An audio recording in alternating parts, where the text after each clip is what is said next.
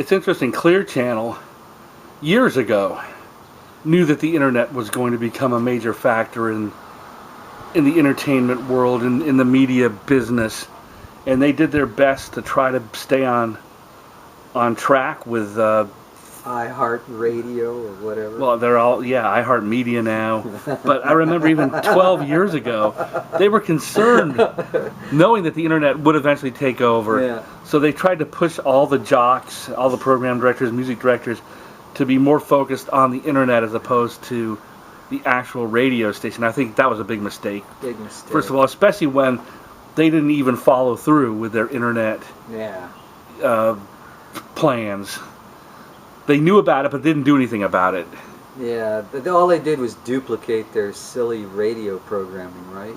Pretty much. They didn't do any new kind of innovative programming. Not at all. And that's exactly it. That's the big mistake. The latest mistake they've made out of 1,000 mistakes just in the last 5 years. Yeah, I guess they're called iHeart Media now. Right. The name Clear Channel burned out, so they had to change it. And people already joking about them being called I Hurt Media because they have hurt media. Oh, they really have hurt a lot of careers. I mean, can you think of any other company that lays off thousands of people every Christmas? No. No, they've got to be the king, the worst offenders of that.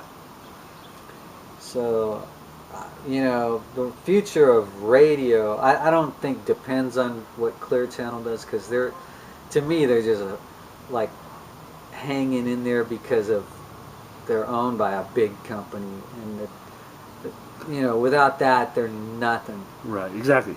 That big company allows them the privilege of burning money with virtually no return. Right. But that can't go on forever. Yeah. And they can't keep paying clowns like Limbaugh,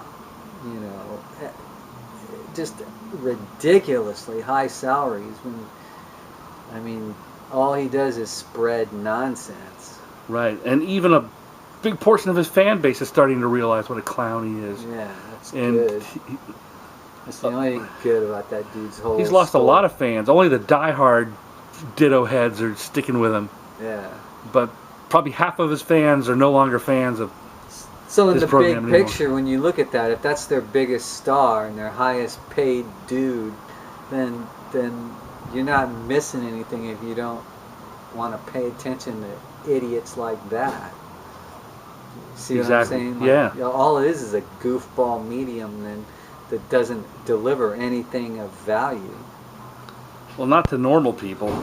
Yeah, I could see where dummies would absorb that, but let's just take dummies out of the equation for a minute. Okay. You got nobody left that wants to listen to Rush Limbaugh. So if you're actually trying to go for the improvement of society, then the obvious answer is to get rid of Rush Limbaugh's stupid show. Yeah, and Sean Hannity quickly after him, and then all those chuckleheads. Because they don't bring anything. That's a fading format. It's just something that it's not growing. And I'll be honest with you, I can't believe it survived as long as it did. Yeah. That's what shocks me. Super weak stuff. All this old world thinking, this stuff that people thought about, 80 years ago. I'm glad to see the old world just decay. And the radio seems to be part of the old world. It seems to that seems to be the reoccurring lesson that we keep learning about. Oh, is radio going to join the new world? So far, it does not look that way. Definitely not. Radio could have been part of the new world technology had they merged with it, like in the 90s, instead of acting bigger than it. Remember, radio thought they were bigger than everything else back in the 90s? Of course. Back in the era when Clear Channel thought they'd buy 1,200 stations because it was guaranteed growth and guaranteed money in their bank accounts. But they quickly realized what a big mistake they'd made.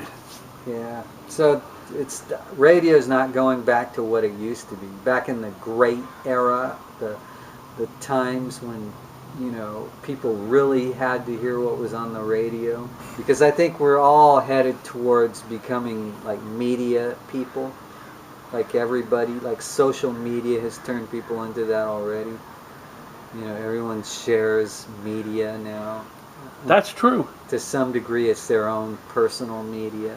Yeah, I mean, everybody is kind of, I mean, there might not be like any people that necessarily dominate, but there's thousands and thousands, millions and millions of people that all have their 5 minutes of fame. Yeah, it's like the ants got raised a few steps, whereas the biggies, they fell a few steps.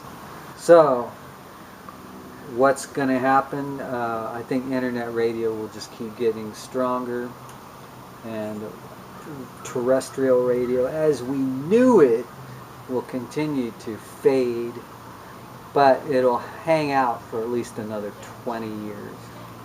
Right. And if they make some major changes in the next couple years, next 5 to 10 years, they might have a chance of surviving and being important to some people. But who wants to pay all that expensive advertising? I mean, it still comes down to it's all going to be corporate, you know, super corporate. And what was radio? When did radio become super corporate, in your opinion? When did it become? That was in '96 when they changed all the laws. Well, I'm aware of those laws in that era and what happened with Clinton signing the Telecom Act. Right, but weren't there tons of stations that were already corporatized, kind of, even in the late 70s and 80s? Well, starting in the 80s, Reagan began to deregulate media, and he started that around 84 or something like that. And so the Clinton era was an extension of that. It was kind of like once they started deregulating, they just kept on no matter who was president. And in the 80s, there were things called LMAs, limited marketing agreements. Okay. And so you had stations owning, you know, stations programming stations that they didn't own. That was how it all started. Then you started having a lot of those, and then they just ganged up and changed the law, and boom, next thing you know, it's super corporate. Yeah. It's weird. When I first heard about deregulating, or whatever it's called. Deregulation? Well, okay, yeah. When I first heard of deregulation taking place, that sounded like a good thing. You know, I mean, people don't like to be regulated. Yeah. You know, so wow, how cool. Maybe there'll be a little more freedom, and people will be able to play more of the songs. You know, DJs will be able to play certain songs that they weren't allowed to play before. And all it did was create more corporate stations. It made everything more sliced and diced and controlled by national entities. Yeah, so it's weird. It's a shame that it headed in that direction. When did you think that was going to happen? Did you know from the very start that deregulation would be bad for? No, I liked it because it allowed me to get a license, an FCC license, without taking the test. Before '84 or whatever, you had to take the test. But didn't you take the test? No, I sent off for it probably around '84 or maybe '83 even. And back then, all you had to do was send off for it, and you got it. And oh, okay. That's really how it's been ever since. But that wasn't the big problem with deregulation. The problem was that it allowed wackos like Rush Limbaugh, one-sided jackasses of that nature, to dominate the airwaves. Because the people in charge of those stations want that. Yeah, that's the big problem. The bigger inside problem. You know, if they could just hand those stations over to better owners. that would solve so many problems.